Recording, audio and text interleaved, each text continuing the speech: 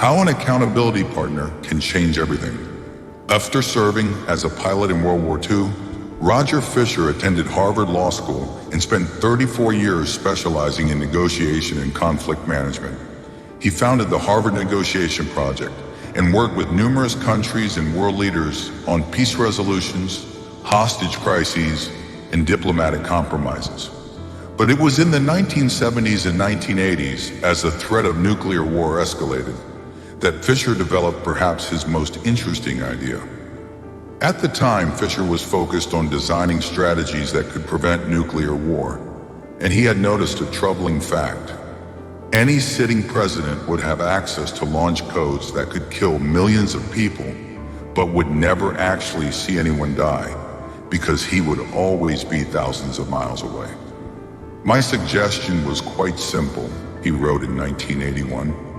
Put that nuclear code number in a little capsule, and then implant that capsule right next to the heart of a volunteer. The volunteer would carry with him a big, heavy butcher knife as he accompanied the president. If ever the president wanted to fire nuclear weapons, the only way he could do so would be for him first, with his own hands, to kill one human being. The president says, "George, I'm sorry, but tens of millions must die." He has to look at someone and realize what death is, what an innocent death is. Blood on the White House carpet. It's reality brought home.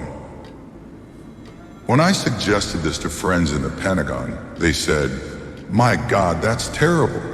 Having to kill someone would distort the president's judgment. He might never push the button." Throughout our discussion of the fourth law of behavior change, we have covered the importance of making good habits immediately satisfying. Fisher's proposal is an inversion of the fourth law.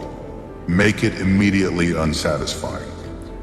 Just as we are more likely to repeat an experience when the ending is satisfying, we are also more likely to avoid an experience when the ending is painful.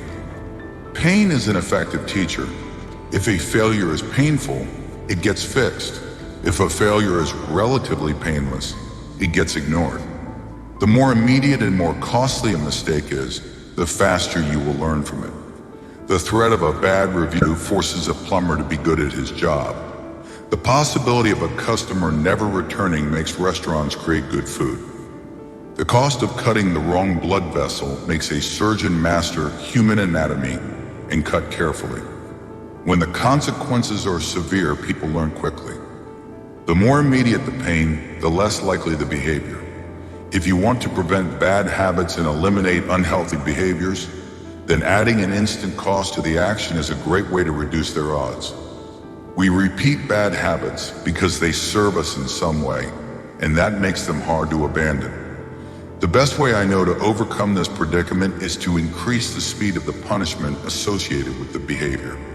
There can't be a gap between the action and the consequences. As soon as actions incur an immediate consequence, behavior begins to change. Customers pay their bills on time when they are charged a late fee. Students show up to class when their grade is linked to attendance. We'll jump through a lot of hoops to avoid a little bit of immediate pain. There is, of course, a limit to this. If you're going to rely on punishment to change behavior, then the strength of the punishment must match the relative strength of the behavior it is trying to correct. To be productive, the cost of procrastination must be greater than the cost of action. To be healthy, the cost of laziness must be greater than the cost of exercise. Getting fined for smoking in a restaurant or failing to recycle adds consequence to an action. Behavior only shifts if the punishment is painful enough and reliably enforced. In general, the more local, tangible, concrete, and immediate the consequence, the more likely it is to influence individual behavior. The more global, intangible, vague, and delayed the consequence, the less likely it is to influence individual behavior. Thankfully, there is a straightforward way to add an immediate cost to any bad habit. Create a habit contract. The habit contract. The first seatbelt law was passed in New York on December 1st, 1984. At the time, just 14% of people in the United States regularly wore a seatbelt, but that was all about to change. Within 5 years, over half of the nation had seatbelt laws. Today, wearing a seatbelt is enforceable by law in 49 of the 50 states. And it's not just the legislation. The number of people wearing seatbelts has changed dramatically as well. In 2016, over 88% of Americans buckled up each time they got in a car. In just over 30 years, there was a complete reversal in the habits of millions of people.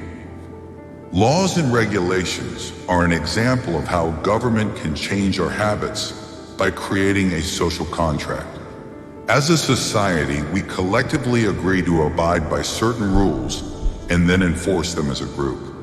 Whenever a new piece of legislation impacts behavior seatbelt laws, banning smoking inside restaurants, mandatory recycling, it is an example of a social contract shaping our habits.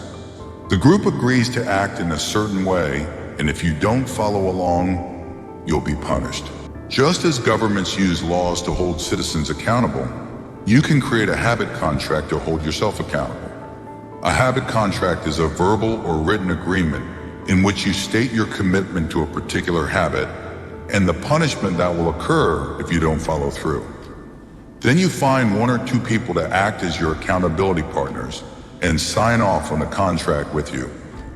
Brian Harris, an entrepreneur from Nashville, Tennessee, was the first person I saw put this strategy into action. Shortly after the birth of his son, Harris realized he wanted to shed a few pounds. He wrote up a habit contract between himself, his wife, and his personal trainer. The first version read, Brian's #1 objective for Q1 of 2017 is to start eating correctly again, so he feels better, looks better, and is able to hit his long-term goal of 200 pounds at 10% body fat. Below that statement, Harris laid out a roadmap for achieving his ideal outcome. Phase #1, get back to a strict, slow-carb diet in Q1. Phase #2, start a strict macronutrient tracking program in Q2. Phase #3, refine and maintain the details of his diet and workout program in Q3. Finally, he wrote out each of the daily habits that would get him to his goal. For example, write down all food that he consumes each day and weigh himself each day. And then he listed the punishment if he failed. If Brian doesn't do these 2 items, then the following consequence will be enforced. He will have to dress up each workday and each Sunday morning for the rest of the quarter. Dress up is defined as not wearing jeans, t-shirts, hoodies, or shorts. He will also give Joey, his trainer, $200 to use as he sees fit if he misses one day of logging food. At the bottom of the page, Harris, his wife, and his trainer all signed the contract. My initial reaction was that a contract like this seemed overly formal and unnecessary, especially the signatures. But Harris convinced me that signing the contract was an indication of seriousness. Anytime I skip this part, he said, I start slacking almost immediately. 3 months later, after hitting his targets for Q1, Harris upgraded his goals. The consequences escalated too. If he missed his carbohydrate and protein targets, he had to pay his trainer $100. And if he failed to weigh himself, he had to give his wife $500 to use as she saw fit. Perhaps most painfully, if he forgot to run sprints, he had to dress up for work every day and wear an Alabama hat the rest of the quarter, the bitter rival of his beloved Auburn team. The strategy worked, with his wife and trainer acting as accountability partners, and with the habit contract clarifying exactly what to do each day, Harris lost the weight. To make bad habits unsatisfying, your best option is to make them painful in the moment. Creating a habit contract is a straightforward way to do exactly that.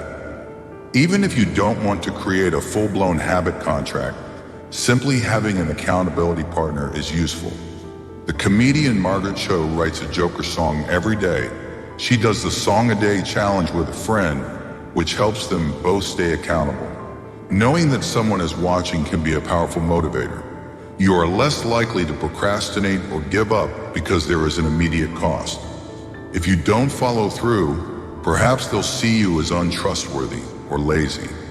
Suddenly you are not only failing to uphold your promises to yourself, but also failing to uphold your promises to others. You can even automate this process. Thomas Frank, an entrepreneur in Boulder, Colorado, wakes up at 5:55 each morning. And if he doesn't, he has a tweet automatically scheduled that says, "It's 6:10 and I'm not up because I'm lazy. Reply to this for $5 via PayPal. Limit 5. Assuming my alarm didn't malfunction." We are always trying to present our best selves to the world. We comb our hair and brush our teeth and dress ourselves carefully because we know these habits are likely to get a positive reaction. We want to get good grades and graduate from top schools to impress potential employers and mates and our friends and family. We care about the opinions of those around us because it helps if others like us. This is precisely why getting an accountability partner or signing a habit contract can work so well. Your chapter summary. The inversion of the fourth law of behavior changes make it unsatisfying. We are less likely to repeat a bad habit if it is painful or unsatisfying. An accountability partner can create an immediate cost to an action. We care deeply about what others think of us, and we do not want others to have a lesser opinion of us. A habit contract can be used to add a social cost to any behavior. It makes the cost of violating your promises public and painful. Knowing that someone else is watching you can be a powerful motivator. How to create a good habit. The first law, make it obvious. 1.1, fill out the habits scorecard. Write down your current habits to become aware of them. 1.2, use implementation intentions. I will behavior at time and location. 1.3, use habit stacking. After current habit, I will, new habit. 1.4, design your environment. Make the cues of good habits obvious and visible. The second law, make it attractive. 2.1, use temptation bundling. Pair an action you want to do with an action you need to do. 2.2, join a culture where your desired behavior is the normal behavior. 2.3, create a motivation ritual. Do something you enjoy immediately before a difficult habit. The third law, make it easy. 3.1, reduce friction. Decrease the number of steps between you and your good habits. 3.2, prime the environment. Prepare your environment to make future actions easier. 3.3, master the decisive moment. Optimize the small choices that deliver outsized impact.